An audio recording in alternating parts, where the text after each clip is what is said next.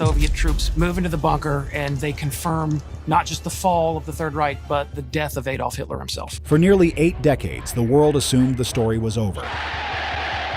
Hitler was dead. The war had ended. The bunker beneath Berlin had been destroyed, sealed, erased from memory, or so everyone believed. But in 2024, something changed. A team of French researchers was granted unprecedented access to fragments of his remains, including parts of his jaw and dentures. After 79 years of silence, restricted access, and political hesitation, a modern investigative team was granted controlled entry into what remained of the Führerbunker. The researchers confirmed that the teeth were indeed Hitler's, matched precisely against his dental records that had been preserved by his personal dentist. The concrete fortress once built to shield Adolf Hitler from the collapse of his empire had sat untouched for generations. What they discovered inside did not feel like ruins. It felt like April 1945 had never ended, and what they found would disturb even the most hardened historians. The fortress below the ruins. By early 1945, Berlin was no longer a capital, it was a battlefield. Soviet artillery thundered from the east. Allied aircraft reduced entire districts to rubble. Communications failed daily. Civilian morale collapsed alongside infrastructure. The Third Reich, which had once expanded across Europe, was now shrinking block by block. In the middle of this destruction, Adolf Hitler had vanished from public view. He had not fled the country. He had not surrendered. He had gone underground. Beneath the Reich Chancellery complex lay a reinforced concrete structure known as the Führerbunker. It was more than an air raid shelter. It was a final command post, a sealed environment constructed to withstand the worst imaginable assault. Its origins dated back to 1936, when the first section, the Führerbunker, was completed as a defensive shelter. But as the war shifted against Germany, that facility was deemed insufficient. In 1943, a deeper and far stronger expansion began. The new construction required massive quantities of reinforced concrete. Forced laborers, including Soviet prisoners of war and political detainees, were driven to complete it under severe conditions. Many were overworked, many did not survive. Food shortages were routine, physical punishment was common. Guards reportedly shot workers who slowed down or collapsed. Hitler rarely inspected the construction site personally, but when he did, witnesses described uncontrollable anger. Ventilation systems were criticized, concrete measurements were scrutinized. Engineers later recalled him shouting that the bunker must be capable of surviving the end of the world. The final structure descended more than 8 meters underground. Its ceilings and walls measured over 3.5 meters thick. Heavy steel doors divided its corridors. Independent generators supplied power. Water pumps maintained circulation. Diesel reserves ensured emergency functionality. Air filtration systems were installed to guard against chemical attacks. No windows were included. No natural light penetrated its walls. It was designed not for comfort, but for endurance. In January 1945, Hitler relocated there permanently. Above him, Germany disintegrated. Below ground, he continued issuing orders. The final government of a dying empire. Inside the bunker were the inner circle of the regime's final loyalists, Joseph Goebbels and his family, Martin Bormann, Eva Braun, military aides, secretaries, SS guards. What remained of the Nazi command structure operated from narrow corridors beneath collapsing streets. Hitler continued directing troop movements on maps that no longer reflected reality. Entire divisions he referenced had already been destroyed. Communications with frontline commanders became sporadic. Yet, underground, the illusion of control persisted. Witnesses later described a surreal atmosphere. Meals were still served on schedule. Reports were still delivered. Military briefings were conducted daily. But above them, Soviet forces were tightening the noose. By late April 1945, the outcome was inevitable. On April 29th, Hitler dictated his political testament. In it, he blamed Germany's defeat on betrayal rather than military failure. That same night, he married Eva Braun in a brief ceremony witnessed by a handful of bunker occupants. Less than 24 hours later, they were dead. On April 30th, 1945, Hitler shot himself after taking cyanide. Eva Braun ingested poison beside him. Their bodies were carried outside and partially burned in the Reich Chancellery garden under artillery fire. When Soviet troops reached the bunker days later, they found abandoned rooms, scattered documents, and visible bloodstains. The war in Europe ended shortly after, but the bunker did not disappear. Soviet control and the silence that followed. In May 1945, Soviet forces secured the bunker site. Officially, it was to gather evidence. Unofficially, it became a tightly controlled zone. Soviet investigators reportedly recovered remains believed to be Hitler's. Dental fragments were matched to X-rays taken by his personal dentist. Internal reports suggested confirmation of his death. Yet publicly, Joseph Stalin refused to state it clearly. Instead, he implied Hitler might have escaped. This ambiguity ignited decades of speculation. Why withhold confirmation? Why allow rumors of flight to circulate? Soviet teams removed documents, personal effects, and classified materials from the bunker. Records indicate sealed containers were transported away from Berlin, though full inventories were never released.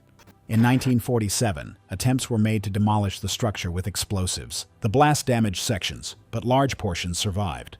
Later, East German authorities constructed residential buildings above the area. Entrances were filled with rubble and concrete. Official maps were altered. The precise location was intentionally obscured. There would be no memorial, no official marker, no public acknowledgement. The reasoning was simple: prevent neo-Nazi gatherings. But the side effect was something far more powerful. The bunker became a legend. Rumors beneath the pavement. Over the decades, stories began to surface.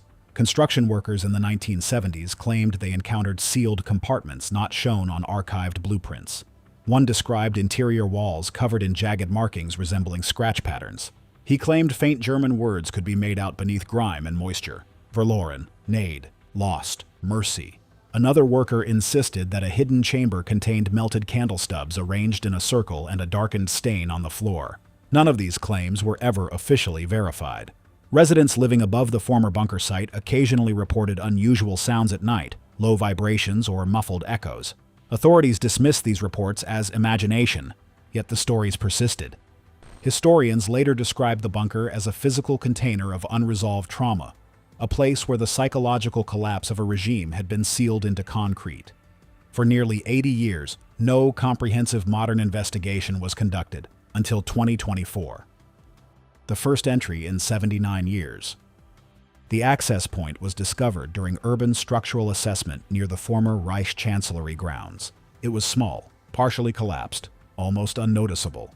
Before any human entered, a robotic drone equipped with advanced imaging and atmospheric sensors was sent inside. The readings were concerning. Air toxicity levels were high. Mold contamination was severe.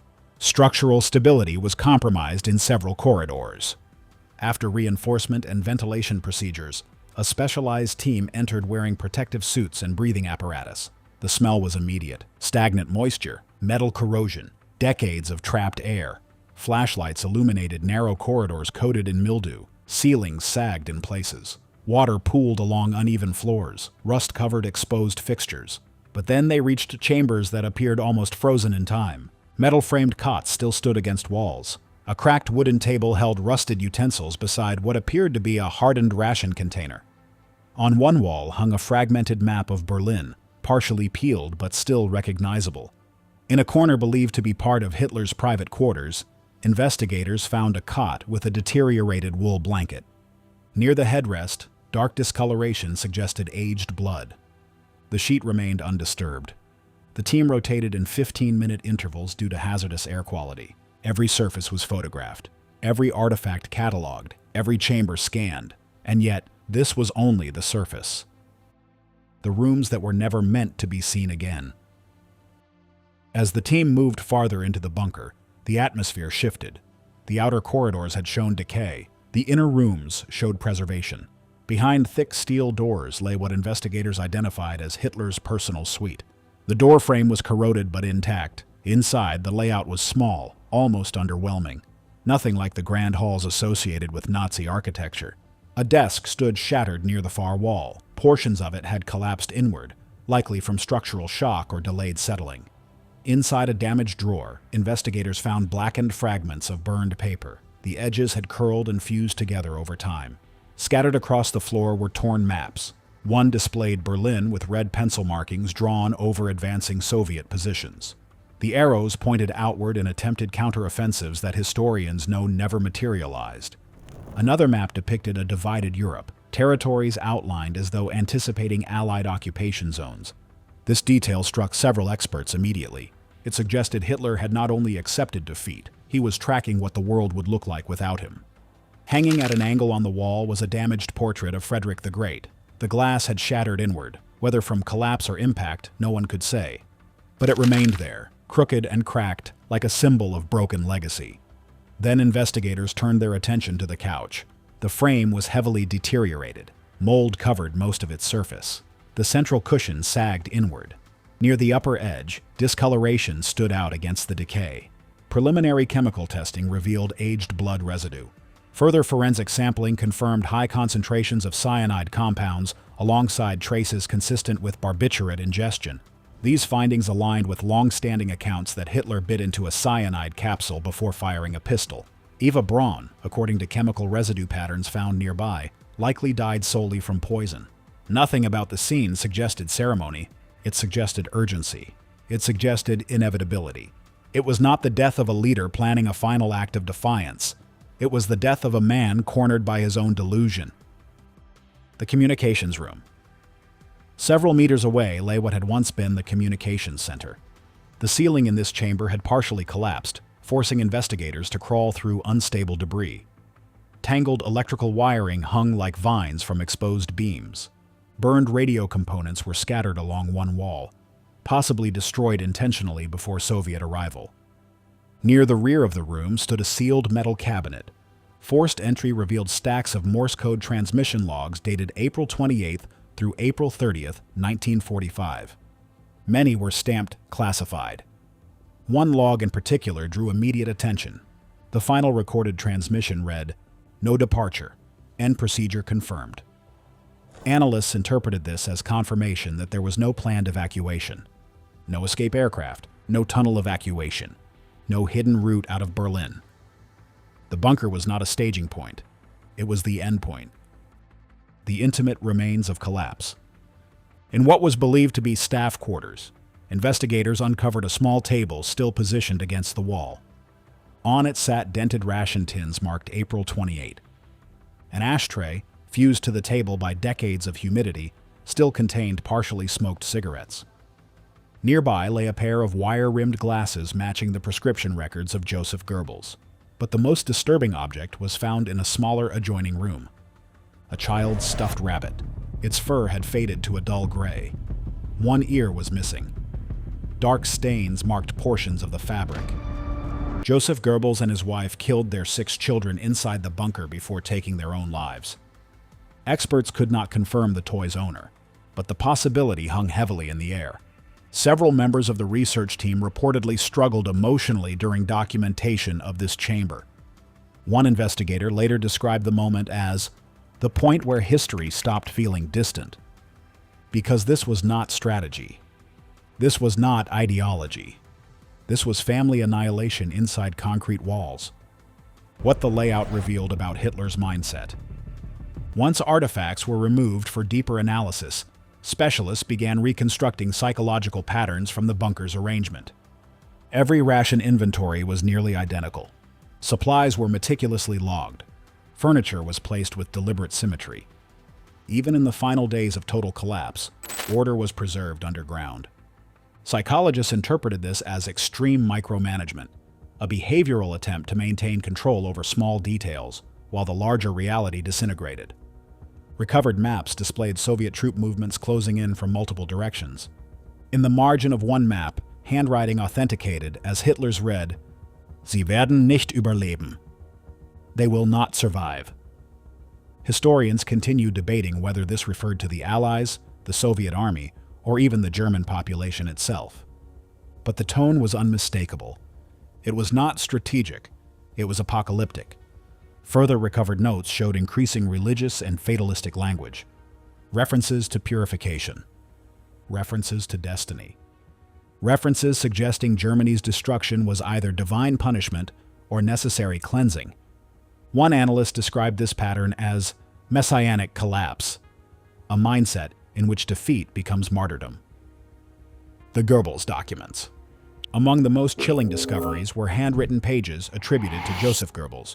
Graphological analysis matched known samples. The entries described the decision to kill his children not as desperation, but as protection. They will never live under Jewish vengeance. The phrasing was deliberate, calculated. The children were poisoned in their sleep. This was not spontaneous violence. It was ideological finality. The bunker had become not just a command center, but a closed world in which extremism consumed itself. The conspiracy machine. With such overwhelming physical evidence, one might assume the mystery ended there. It did not. The reason traces back to 1945. Despite internal Soviet confirmation of Hitler's death, Joseph Stalin publicly implied uncertainty. He told US President Harry Truman and British Prime Minister Winston Churchill that Hitler may have escaped. This suggestion was not accidental. By casting doubt, the Soviet Union destabilized Western intelligence narratives. Rumors exploded. Sightings were reported in Spain, Argentina, Brazil, and even Japan. By the 1950s, theories about body doubles gained traction. Witnesses claimed inconsistencies in burned remains. Some insisted the body they saw lacked recognizable features. Without public forensic transparency, speculation filled the vacuum. In 1968, Soviet officials quietly admitted that recovered dental remains matched Hitler's X-rays. Even then, photographs were withheld. It was only after the collapse of the Soviet Union that independent forensic teams examined jaw fragments and confirmed the match conclusively. Yet conspiracy theories persisted, because once doubt becomes cultural memory, it is almost impossible to erase. Why it still matters today. The 2024 entry did not reveal secret Nazi technology. It did not uncover hidden escape tunnels leading to South America. It did something arguably more important. It confirmed finality. The bunker was not a mythic lair. It was a sealed chamber of psychological breakdown. The man who had reshaped Europe through war and genocide ended his life in a small concrete room beneath a collapsing city. No grand exit, no hidden army, no dramatic last stand. Only decay. Today, debate continues over what should be done with the site. Some argue it must remain inaccessible to prevent extremist pilgrimage. Others argue controlled educational exposure is necessary to dismantle myths. There is no official memorial above the bunker. There is only pavement. And beneath that pavement lies a structure built to survive destruction. It survived, but it preserved something else. The final days of a regime that believed it could last 1,000 years. Instead, it lasted 12. Final reflection. History does not vanish when buried. It waits. The bunker was constructed to outlast bombs. Instead, it outlasted denial. When the team entered in 2024, they did not find a symbol of power. They found stagnation. They found fear. They found the last breath of an ideology collapsing in on itself. And perhaps the most disturbing realization of all, the most powerful dictators in history often end not in glory, but in small rooms, surrounded by the consequences of their own decisions. What do you believe about Hitler's final moments? Let us know in the comments. If you want more deep historical investigations like this, subscribe for more documentary breakdowns. Thank you for watching. Some places are destroyed, others are sealed, and some, like this one, are simply waiting to be opened again.